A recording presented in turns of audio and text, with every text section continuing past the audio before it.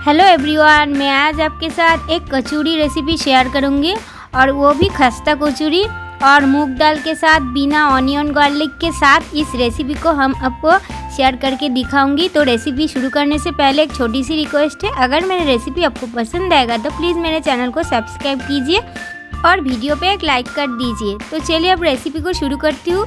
इस रेसिपी के लिए हम यहाँ पे 200 ग्राम के करीब गेहूँ की आटा लिया है और 150 ग्राम की करीब मैदा लिया है। आप चाहे तो पूरा मैदा के साथ भी इस रेसिपी को कर सकते हैं। हम यहाँ पे स्वाद अनुसार 1 टेबलस्पून की करीब नमक भी इस्तेमाल किया है। उसके साथ साथ 1 टेबलस्पून की करीब चीनी इस्तेमाल किया है और 1 टेबलस्पून की करीब अजवाइन को हाथ में अच्छी तरह से रगड़ के इस्तेमाल कर रही हूँ।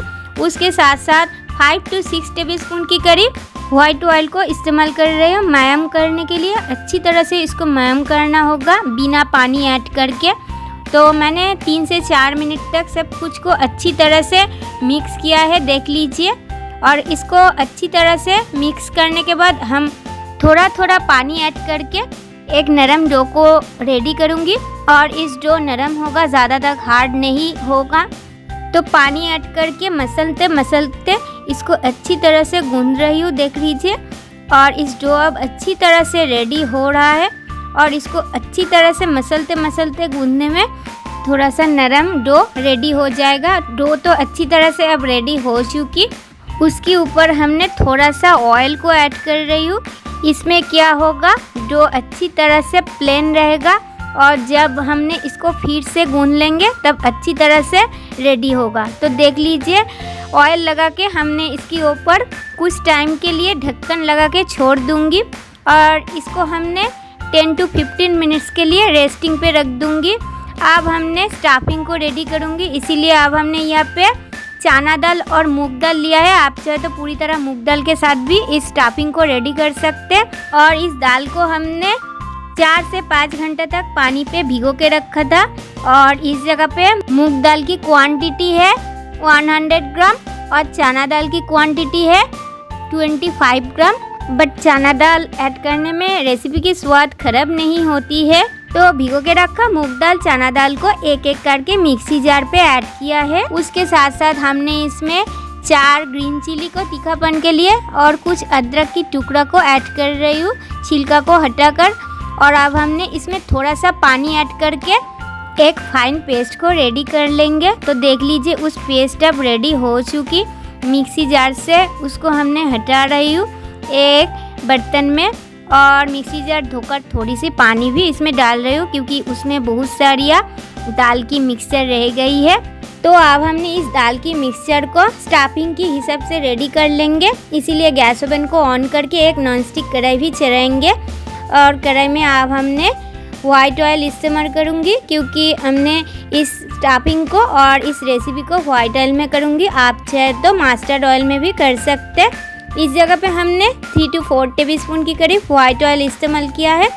अब हमने इसमें ½ टीस्पून हींग इस्तेमाल किया है और उस दाल की मिक्सचर को भी ऐड किया है। और उस बर्तन से बचे हुए दाल की मिक्सचर को एक एक करके नॉनस्टिक कढ़ाई में डाल रही हूँ। और इसके साथ साथ हमने इसमें स्वाद अनुसार 1 टेबलस्पून की करीब नमक भी इस्तेमाल किया है और कलर के लिए हल्दी पाउडर 1 टेबलस्पून की करीब इस्तेमाल कर रही हूँ और चीनी भी इस्तेमाल कर रही हूँ 1 टेबलस्पून की करीब, क्योंकि इसमें क्या होता है, रेसिपी की स्वाद अच्छी आती है और नमक की स्वाद भी बैलेंस हो जाती है। आप चाहे तो चीनी को पूरी तरह स्किप कर सकते हैं। तो गैस की फ्लेम को मीडियम पे रखकर इस मिक्सचर को इसी तरीके में चलाते रहेंगे। तो कुछ टाइम चलाने के बाद हमने इसमें ½ टेबलस्पून की करीब काश्मीरी रेड चिली पाउडर को कलर के लिए इस्तेमाल कर रही हूँ। आप चाहे तो इसको स्किप भी कर सकते, इसमें रेसिपी की स्वाद की कोई फ़र्क नहीं पड़ेगी। तो देख लीजिए, 4 से 5 मिनट तक लो टू मीडियम फ्लेम पे सब कुछ को मिक्स करने के बाद इसमें जब कोई भी पानी नहीं है तब इस स्टफिंग पूरी तरह रेडी हो चुकी है। लास्ट टाइम पे इसमें हमने 1 टेबलस्पून धनिया और 1 टेबलस्पून जीरा को ड्राई रोस्ट करके डस्ट करके ऐड किया है। इस मसाला को स्टफिंग पे ऐड करने की वजह से रेसिपी की स्वाद बहुत ही अच्छी आती है। लो टू मीडियम फ्लेम पे सब कुछ को अच्छी तरह से मिक्स किया है। अब हमने गैस फ्लेम को बंद कर रही हूँ क्योंकि अब स्टफिंग पूरी तरह रेडी हो चुकी। अब हमने उस ढक्कन को खोल रही हूँ और उस आटे यानी मैदे की डो को फिर से गूंद रही हूँ और इसको थोड़ा टाइम फिर से गूंदने में रेसिपी बहुत ही अच्छा बनेगा और कचौड़ी बहुत ही खस्ता भी होगा।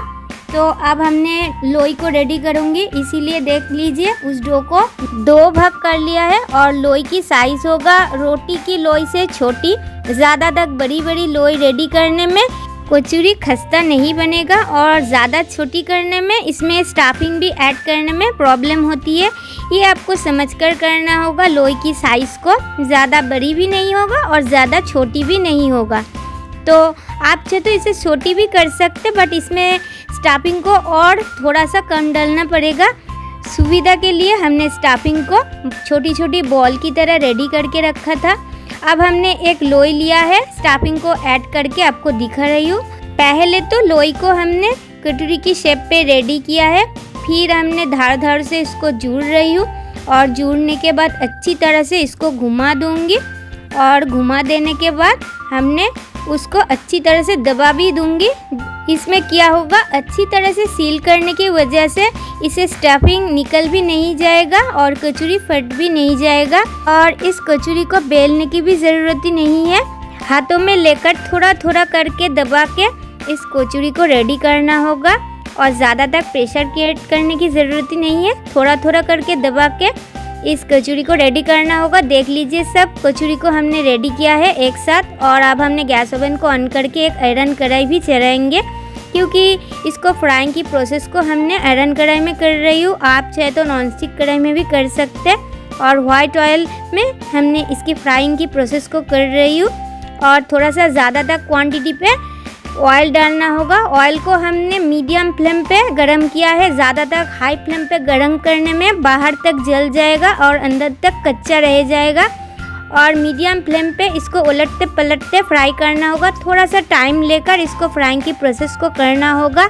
ज़्यादा तक हाई फ्लेम पे इसको फ्राई करने की वजह से पहले ही आपको बोल चुकी है, बाहर से जल जाएगा और अंदर से कच्चा रह जाएगा। इसीलिए 3 से 4 बार तक हमने उलटते पलटते मीडियम फ्लेम पे टाइम लेकर फ्राई किया है। इसमें क्या होगा, कचौड़ी बहुत ही फूली फूली बनकर रेडी होगा और बहुत ही खस्ता भी होगा टाइम लेकर फ्राई करने में। तो देख लीजिए 3 से 4 बार तक हमने इसको उलटते पलटते फ्राई कर रही हूँ और एक एक बैच पे हमने 4 कचौड़ी को फ्राई कर रही हूँ। तो देख लीजिए अच्छी तरह से फ्राई कर रही हूँ समय लेकर और ज़्यादा तक जल्दी करने में इतना सुंदर फूले फूले खस्ता कचौड़ी रेडी नहीं होती है।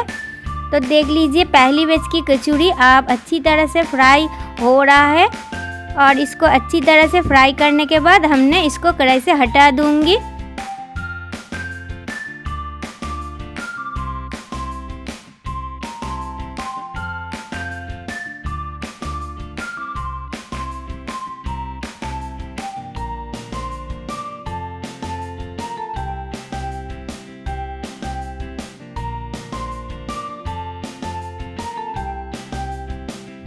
तो देख लीजिए पहली बैच की कचौड़ी अच्छी तरह से रेडी हुई है और कितना फूली फूली बनकर खस्ता कचौड़ी रेडी हुई है।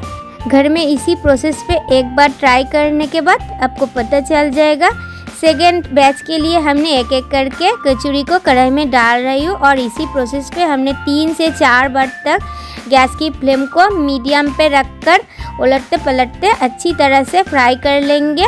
और एक एक बैच पे कचौड़ी फ्राई करने में मिनिमम 5 से 7 मिनट तक समय की ज़रूरत ही है।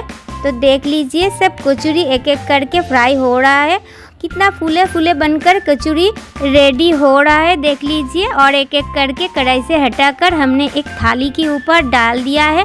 और सिंपल सी आलू की सब्ज़ी दम आलू के साथ भी इस रेसिपी को बहुत ही अच्छा लगता है। एक कचौड़ी को तोड़कर आपको दिखा भी रही हूँ।